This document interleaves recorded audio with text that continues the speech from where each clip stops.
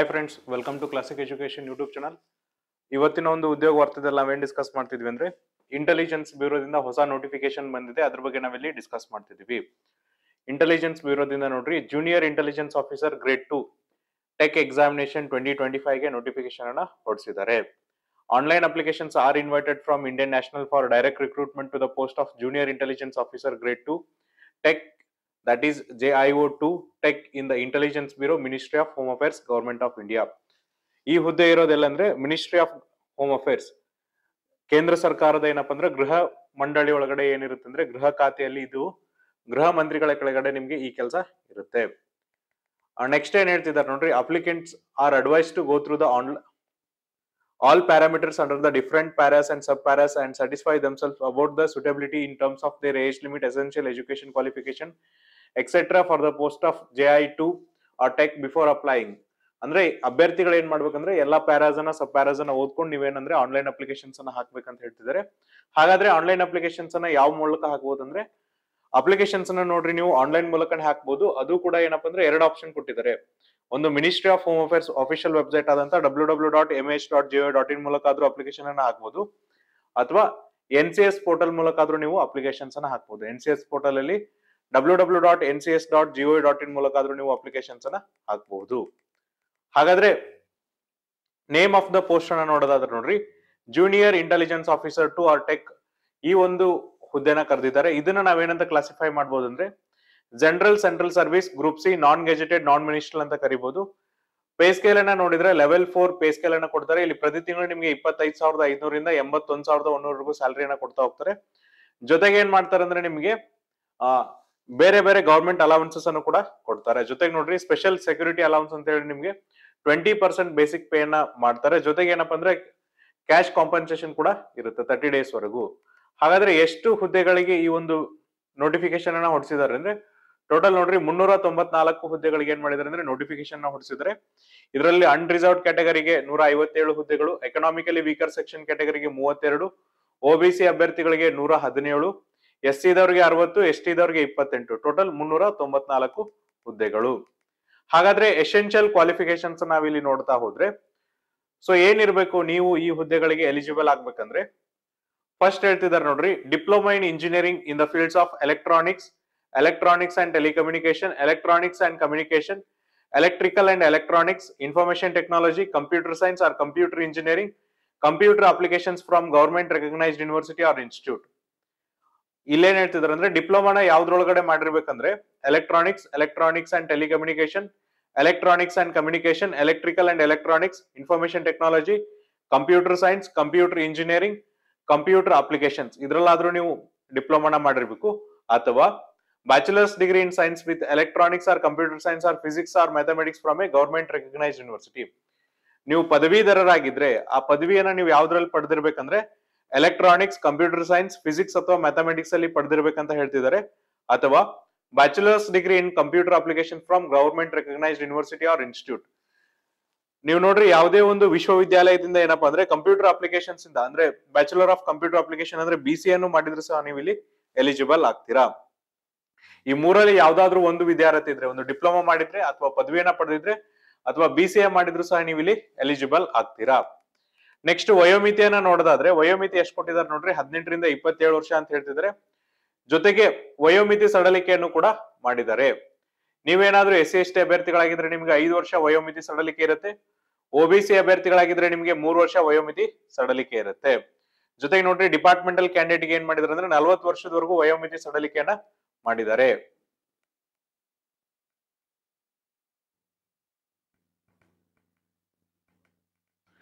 Next ನೋಡ್ರಿ, ಇಲ್ಲಿ ಏನ್ ಹೇಳ್ತಿದ್ದಾರೆ ಅಂದ್ರೆ service liability. The post involves all India transfer liability. Therefore the candidates willing to serve anywhere in India only need to apply. ಅಂದ್ರೆ ಇಲ್ಲಿ ಏನ್ ಹೇಳ್ತಿದ್ದಾರೆ ಅಂದ್ರೆ, ಈ ಒಂದು ಪೋಸ್ಟ್ ಏನಿದೆಯಲ್ಲ ಇದನ್ನ ಎಲ್ಲಾ ಕಡೆ ಆಲ್ ಇಂಡಿಯಾ ಟ್ರಾನ್ಸ್ಫರ್ ಮಾಡುವಂತ ಚಾನ್ಸ್ ಇರುತ್ತೆ. ಹಾಗಾಗಿ ಯಾರು ಆಲ್ ಇಂಡಿಯಾ ಸರ್ವಿಸ್ ಅನ್ನ ಮಾಡೋ ರೆಡಿ ಇದಾರಲ್ಲ ಅವ್ರು ಮಾತ್ರ ಅಪ್ಲಿಕೇಶನ್ಸ್ ಅನ್ನ ಹಾಕ್ಬೇಕಂತ ಇಲ್ಲಿ ಹೇಳ್ತಿದ್ದಾರೆ.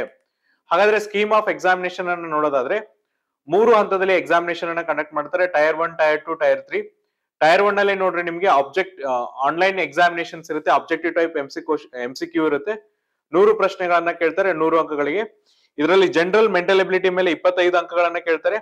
Combination of subject as per the essential qualification ಅಂದ್ರೆ ನಿಮ್ಮ ಡಿಪ್ಲೊಮಾ ಪದವಿ ಮತ್ತೆ BCA ನ ನೋಡ್ಕೊಂಡು 75% ಕ್ವಶನ್ಸ್ ಗಳನ್ನ ಫ್ರೇಮ್ ಮಾಡ್ತಾರೆ.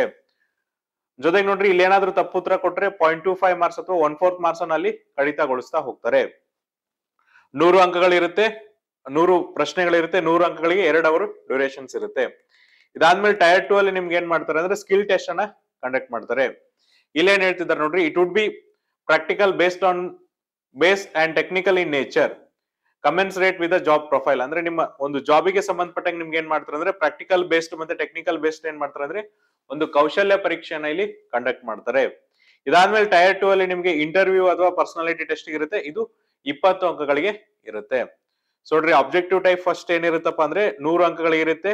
ಟೈರ್ 2 ಎಕ್ಸಾಮಿನೇಷನ್ 30 ಅಂಕಗಳಿಗೆ ಇರುತ್ತೆ. ಇಂಟರ್ವ್ಯೂ ಅಥವಾ ಪರ್ಸನಾಲಿಟಿ ಟೆಸ್ಟ್ ನಿಮ್ಗೆ 20 ಅಂಕಗಳಿಗೆ ಇರುತ್ತೆ. ಇದಾದ್ಮೇಲೆ ಸಿಟಿ ಆಫ್ ಎಕ್ಸಾಮಿನೇಷನ್ ಅನ್ನ ನೋಡೋದಾದ್ರೆ ಯಾವ್ಯಾವ ಎಕ್ಸಾಮಿನೇಷನ್ ಸಿಟಿ ಇರುತ್ತೆ ಅಂದ್ರೆ ಕರ್ನಾಟಕದಲ್ಲಿ ನೋಡ್ರಿ ಒಟ್ಟು 7 ಸಿಟಿಗಳಿಗೆ ಎಕ್ಸಾಮಿನೇಷನ್ ಅನ್ನ ಅಲಾಟ್ ಮಾಡಿದರೆ. ನೀವು ಎಕ್ಸಾಮಿನೇಷನ್ ಸಿಟೀಸ್ ಅನ್ನ ಕನ್ಸಿಡರ್ ಮಾಡ್ಬೇಕಾದ್ರೆ ಯಾವ್ಯಾವ ಸಿಟೀಸ್ ಇದಾವ ಅಂದ್ರೆ ಬೆಳಗಾವಿ, ಬೆಂಗಳೂರು, ಹುಬ್ಬಳ್ಳಿ, ಮಂಗಳೂರು, ಮೈಸೂರು, ಶಿವಮೊಗ್ಗ ಮತ್ತೆ ಉಡುಪಿಲಿ ನೀವೇನ್ ಮಾಡ್ಬೋದು ಅಂದ್ರೆ ಎಕ್ಸಾಮಿನೇಷನ್ ಸಿಟೀಸ್ ಅಂತ ಹೇಳಿ ಅಪ್ಲಿಕೇಶನ್ಸ್ ಅನ್ನ ಹಾಕ್ಬೋದಾಗಿದೆ. ಅಂದ್ರೆ ನೀವು ಅಪ್ಲಿಕೇಶನ್ಸ್ ಹಾಕ್ಬೇಕಾದ್ರೆ ಏನ್ ಮಾಡ್ಬೇಕಾಗುತ್ತೆ, ಕನಿಷ್ಠ 3 ಸಿಟೀಸ್ ಅನ್ನ ಎಂಟ್ರಿ ಮಾಡ್ಬೇಕಾಗುತ್ತೆ. ಆಸ್ ಪರ್ ದೇರ್ ಕನ್ವಿನಿಯಂಟ್ ನಿಮ್ಗೆ 3ರಲ್ಲಿ 1 ಅವ್ರು ಏನ್ ಮಾಡ್ತಾರೆ ಅಲಾಟ್ಮೆಂಟ್ ಅನ್ನ ಮಾಡ್ತಾ ಹೋಗ್ತಾರೆ. ಕರ್ನಾಟಕದಲ್ಲಿ ನೋಡ್ರಿ ಇವು ಎಕ್ಸಾಮಿನೇಷನ್ ಸೆಂಟರ್ ಆಗಿದಾವೆ. ಇಲ್ಲಿ ಹೇಳ್ತಿದ್ದಾರೆ ನೋಡ್ರಿ, while filling in the online application form, the application should carefully decide about their his or her choice of city of examination. ಅಂದ್ರೆ ನೀವು ಅಪ್ಲಿಕೇಶನ್ ಫಾರ್ಮ್ ಹಾಕ್ಬೇಕಾದ್ರೆ ಏನ್ ಮಾಡ್ಬೇಕಂದ್ರೆ ಸಿಟಿ ಆಫ್ ಎಕ್ಸಾಮಿನೇಷನ್ ಅನ್ನು ಕೂಡ ಅಲ್ಲಿ ಚಾಯ್ಸ್ ಮಾಡ್ಬೇಕಾಗತ್ತೆ. ಒಂದ್ಸರಿ ಚಾಯ್ಸ್ ಮಾಡಿದನ್ನ ಅವ್ರು ಏನಪ್ಪಾ ಅಂದ್ರೆ ತೆಗೆದು ಹಾಕೋದಿಲ್ಲ ಅಂತ ಹೇಳ್ತಿದ್ದಾರೆ.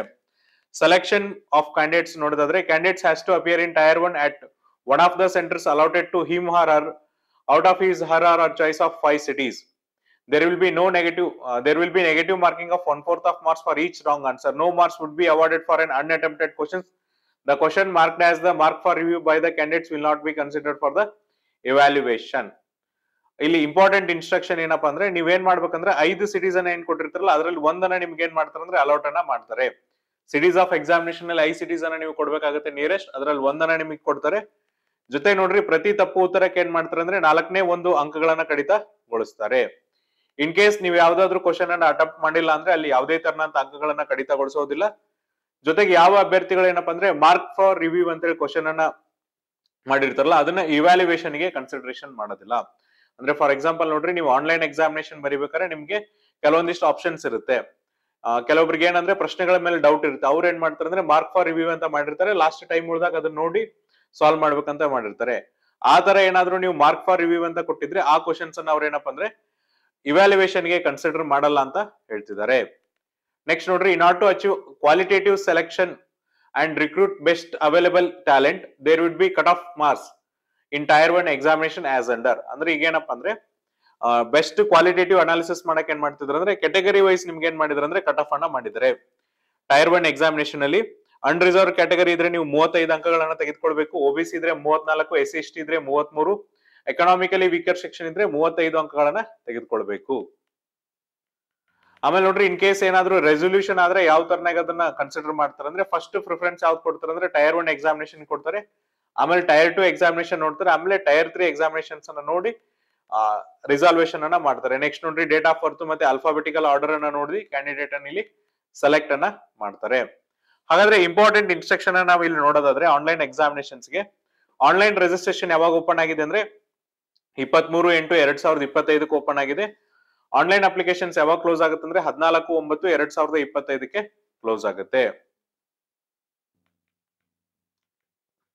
ಅಪ್ಲಿಕೇಶನ್ ಅನ್ನ ಫೀನ ನೀವು ಆಫ್ಲೈನ್ ಅಲ್ಲಿ ತುಂಬಕ್ಕೆ ನಿಮಗೆ ಲಾಸ್ಟ್ ಡೇಟ್ ಯಾವಾಗಿದೆ ಅಂದ್ರೆ 16/9/2025.